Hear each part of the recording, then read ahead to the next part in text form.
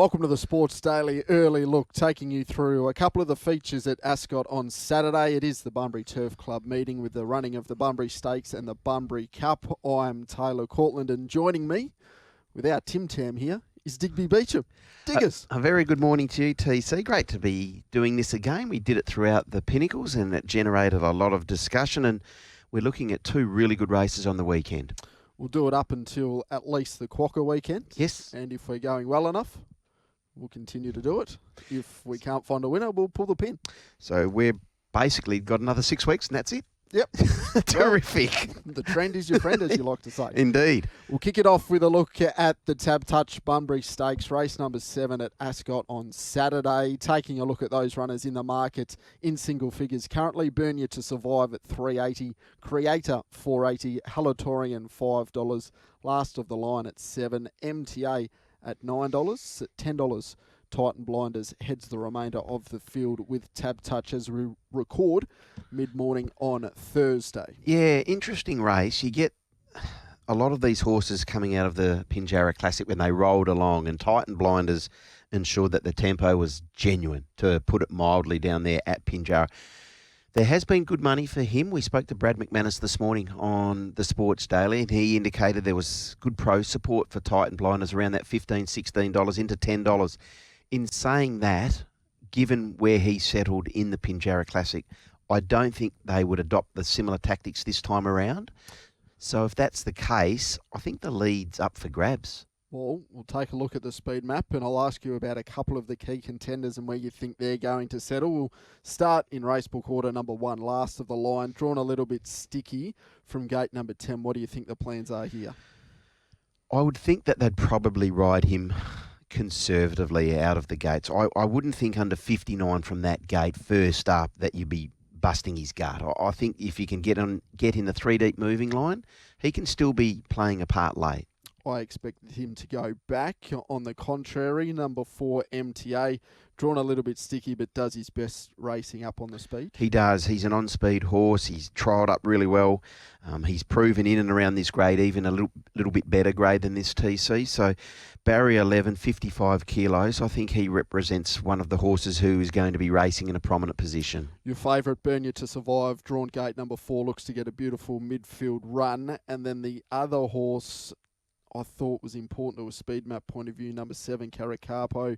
Shades go on there on the weekend, or back on. Yes. Where do we see him settling? I think if you're going to put the shades on a horse like Caracapo in a race like this, that's a signal of intent. He's rock hard fit. He's been racing okay. I think you can disregard that most recent effort. Cups go back on. I'd be surprised if they're not positive. We'll take a look at a couple of the key contenders, and before we circle back to the favourite, Burn You to Survive, I'll ask you about number 10, Halatorian, who's been racing since about 2007. This preparation, I think, has started. There's an argument to be made. He was unlucky at the Pinjarra Classic. He didn't step. Everything went wrong. We know he's a horse with a few quirks. What do we make of him going into this Bunbury Stakes? I see his performance a little bit different than others, and I'll be interested to get your thoughts. I thought he was unlucky. He was slow to step, and then from there, he just had no galloping room. He didn't get any clear air in which to go through his gears, and he was only beaten a length and a half. I thought he was pretty good, all things considered.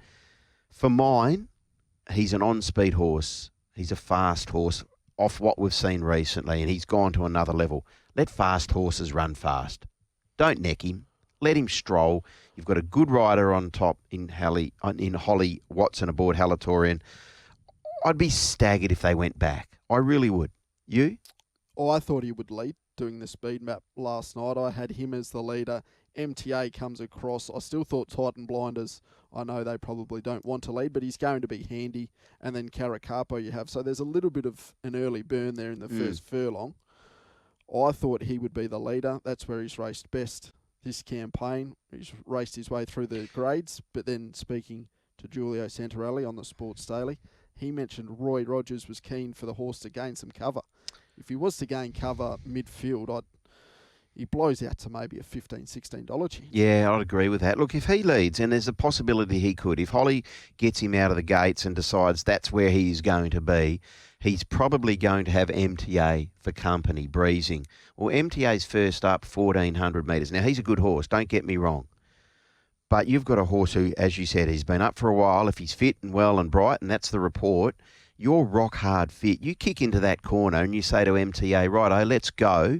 And perhaps you steal a march on some of those horses in behind you, like a Burn You to Survive, like a Creator. And we do know Ascot is going to suit horses who tend to the speed more often than not. Burn You to Survive.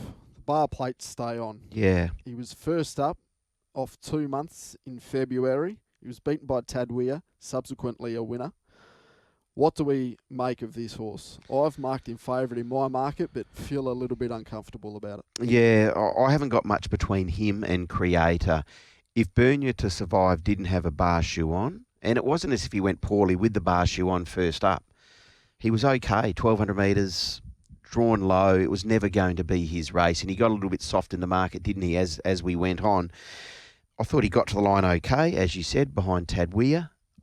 I've got that nag. I just don't like it's a necessary evil for Burn You to Survive. And if he was going to be inhibited in any way, Jason wouldn't run him. He's too valuable a horse, and Jason takes care of his horses so very well.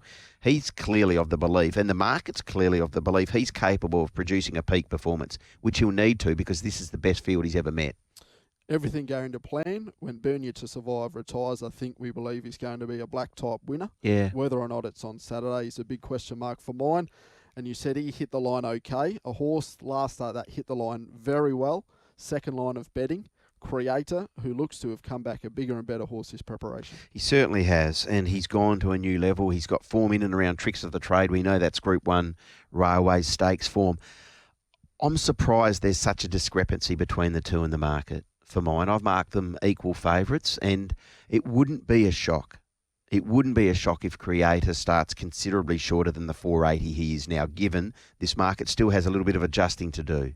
They look like they're going to be paired up in the run pretty close together, and it'll be a sprint to the line over the 1,400 metres there at Ascot. If I was to give you $50 to spend on the race, Diggers, how are we making some money? I'm Dutch betting. I'm backing Creator and also Burn You to Survive, 25 each. That's the way I'm going, because I think those two horses are by far and away, one's in really good form in Creator, and the other one I've got enormous respect for, that being Burn You to Survive. That's exactly how I'd play the race. $25 Burn You to Survive and $25 Creator. If Burn You to Survive was to jump at $3.80 as he is now. Burn You to Survive at $3.80. For mine, he's short. He's short with that bar shoe. I love the horse. I just think he's short at that price in this foray into black type company. Intriguing race. Looking forward to seeing Burn You to Survive step out in black type company for the first time. The other feature on the program, race number 8 at Ascot on Saturday over the 2,100 metres, is the Furphy Bunbury Cup at listed level. And taking a look at the market, there's just 3 runners here in single figures. 220 Casino 17, 330 No Apology, who chased Maricino last start. Nerf Bosk at $8 and Black Shadow, the old boy, at $11.15, and up the remainder. Just before we take a look at a few of the key runners in this race, Diggers, from a speed map perspective. Yep. Where's the leader? Well, you're going to have a horse like No Apology, very, very prominent, you would think. Can you humour me here with one horse? I'm going to ask you a question. Is it the same horse I was about to bring up? Oh, well, you go. Is it? No, I don't know. Bruce. Bruce. Bruce Almighty? Race prominently. I thought so. I thought he was your leader. I thought he was actually okay the other day. The He best got back to final, last. 6, 4 and 200 Really of that good. race. Up to a distance range we haven't seen him at too often. No. So now that I believe the connection, should be pretty confident he's going to see out a strong enough 2,100. He's had a grounding this prep, hasn't he? Put him in the race. Yeah. 54 on the min. I thought he worked home really, really well. He drops 2.5 kilos, so he gets a significant weight swing on a lot of his opposition from that Detonator. Now, 8 of the 10 in this race come out of the Detonator behind Maricino. I thought he was actually all right. No Apology probably stalks the leader, whoever it be. Yeah, I would think so. And I'm just thinking maybe there's a few others. Blazing Away, up in class, has that form behind Casino 17, Let's Deal. Now, Let's Deal contests an easier race on the day. From that gate, I'd suspect that Joseph would be quite positive on Blazing Away as well. But there doesn't appear to be a genuine run 2100 metre Bunbury Cup in the offing. Would you agree with that? I would agree with that. Sir General Grant probably gets disadvantaged by that, probably goes back from the gate, and from there might have a lot of work to do despite being okay last start. Casino 17 has to jump up from 66 plus grade, now into listed level, 2100 metres, but does get the advantage of dropping 5.5 kilos. And Chris Parnham takes over from young Taj Dyson. Progressive horse, as silly as that sounds as a 5-year-old. This is his toughest test to date since he's arrived at Grant and Alana's stable. He's going really well, deep into a campaign, it must be said, but there was no quit in him last start. He was really, really good, I thought, TC. He toughed it out. Let's Deal had that little cosy run up on his inside. He was only beaten 3/4 of a length. I can understand why he's a popular pick. Again, really short, but he was short enough the other day. But $2.20 when you're up against some horses who have run around in better grade than this and have acquitted themselves okay. Like Nufbos, he's a former Perth Cup winner. He's going to go back and he has to carry the 59. So there's a few things against him. He rises 4 kilos, but there's some pretty handy gallopers in this race. Is there a price that of Casino 17 that would get you? It'd have to be north of 6-4 on the old. It'd have to be north, which is 250. I'd want the 270, 280. He started last start $2.70 in a 66 plus race. Now he had to carry 60.5. Now you're being asked to take 220 about him in this. He might well win. But at that price, I can't come into him. That's all. He's probably going to have to run past No Apology, who chased Maricino home, as many of them did in the listed Detonator Stakes last time. Maricino now goes around at Flemington. It's been backed into $6 in an Australian Cup Prelude. So you'd imagine for a Bunbury Cup, that form reads pretty well. It does. He rises 1.5 kilos, but he's tough. I thought again, talking of horses who didn't quit, he didn't turn his toes up at any stage. Black Shadow closed with intent, it must be said. And Black Shadow, I think, meets No Apology 1 kilo better for running, 2 lengths behind him or a length and a bit behind him. But I think No Apology's a map horse if they're not going to go all that hard. That's all I'll say there. Is there another horse that you can make a case for outside of those top two? The market's really zeroed in on Casino 17 and No Apology. Yeah, they have. Oh, I thought I saw something from Come Right Back in the Detonator. He's a horse. He's sort of a grinding stayer. He's not going to peel off a really rapid fraction. But I thought To The Line, first up since the Perth Cup in the Detonator, he was okay. He got to the line nicely, and I thought through the line he worked okay for Paddy Carberry, who sticks. He'll be in that moving line as opposed to going back to the inside like he did last time, and that wasn't Pat's fault. There was no knock there. He just, that's where he found himself.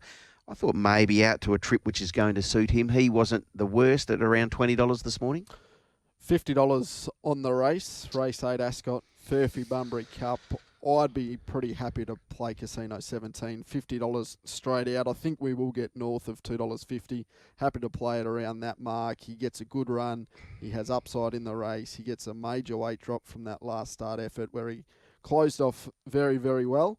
And in contrast to the Detonator where we think they might sit up for a while and then it might be a dash home, I think that race pattern suits Casino 17. Yeah, look, it makes perfect sense, and I can certainly understand why he's a popular horse. I thought maybe just No Apology from that gate. He's been a bit soft in the market, so maybe I've read this incorrectly.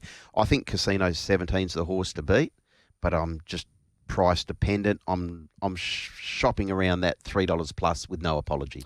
That's been the Sports Daily early look here, courtesy of Tab Radio. We'll be back next Thursday when the path to the Karrakatta Plate kicks off and the Supremacy Stakes. The 2-year-olds take centre stage.